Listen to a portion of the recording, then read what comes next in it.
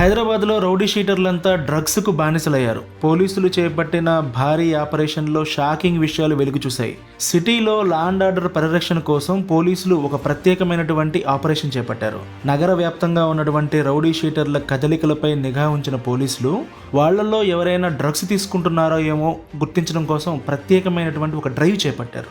ఈ తనిఖీల్లో వచ్చినటువంటి రిజల్ట్స్ షాక్ పుట్టిస్తున్నాయి. నగరం మొత్తం మీద సుమారు 1300 మంది రౌడీ షీటర్లను గుర్తించారు. వీరిలో ప్రాథమికంగా ఒక 250 మందికి డ్రగ్స్ పరీక్షలు నిర్వహిస్తే అందులో ఏకంగా 190 మందికి డ్రగ్స్ పాజిటివ్గా రావడం కలకలం రేపుతోంది. అంటే దాదాపుగా 75% మంది రౌడీ షీటర్లు మత్తుకు బానిసయ్యారని అర్థమవుతుంది.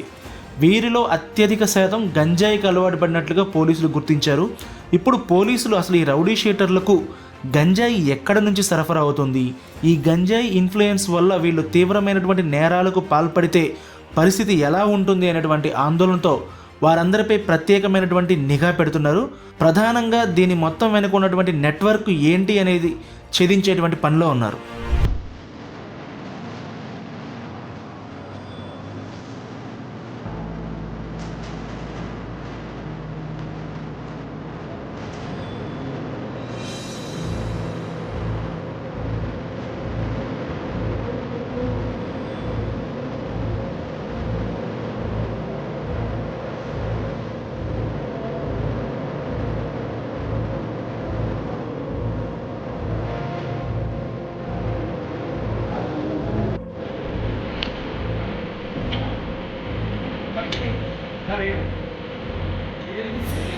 తీసుకో.